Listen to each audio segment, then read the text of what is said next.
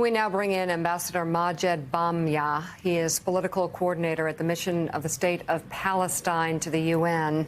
And, sir, your reaction to the concerns expressed by Ambassador Ron Dermer. So, I mean, listen, we have over 200 Palestinians killed, half of them women and children.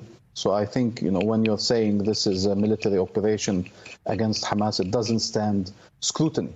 And we've had 4 wars in the span of 12 years under that same pretext. And I don't think that this is true that the military capabilities of Hamas have been reduced over time, or the 14 years blockade has managed to do anything but bring a lot of suffering to the Palestinian people. 4,000 Palestinians have been killed in these 4 wars, including 1,000 children. When it is time to say to Israel, enough is enough.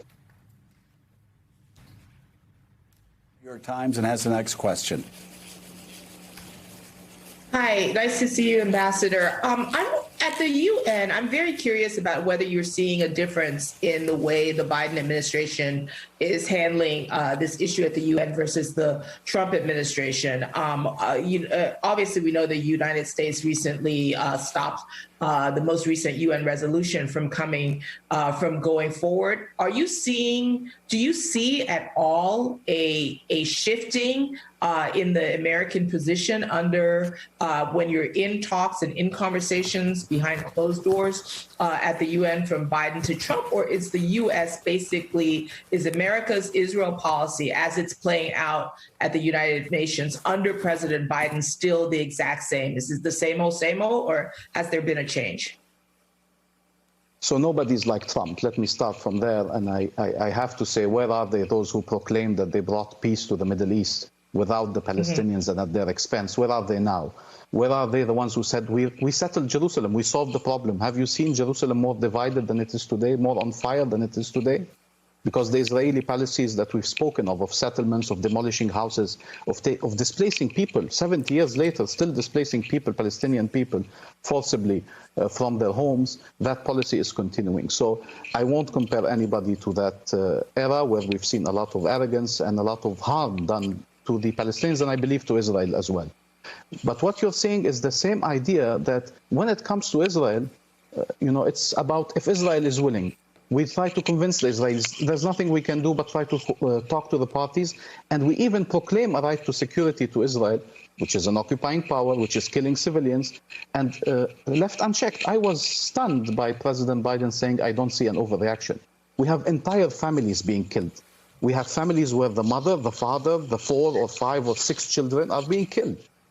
I wish somebody asked him the question now. Now, do you see it as an overreaction? Do you see something wrong about killing 140 families 5-6 years ago and now killing dozens of families? Do you see a problem in killing newborns and babies and saying this is about handling terrorism? And in the Security Council, we've seen the U.S. completely isolated, 14-1. And they don't see the problem. And I'm telling you, tomorrow people will have a field day with the U.S. when they come speak about human rights and when they come say the Security Council has responsibilities, when they've prevented the Council even to speak out, not to take action, not to sanction, not to scrutinize, not to investigate, even to speak out about what is happening and speaking of protection of civilians and speaking of the Israeli occupation. Right. Well, with China now in the driver's seat at the Security Council and the chairman, do you see a ceding of American influence on Israel to China, particularly right now? I'm seeing that double standards harm credibility of the U.S. I see that the U.S. is harming its own interest. The Bush Sr. and James Baker fought with Shamir for peace because they believed it was a U.S. interest, because they believed it was an Israeli interest. You don't have to agree with Netanyahu to be helping Israel. You're harming Israel when you agree with Netanyahu. All right, Ambassador Majed Bamya, thank you very much for your perspective this morning.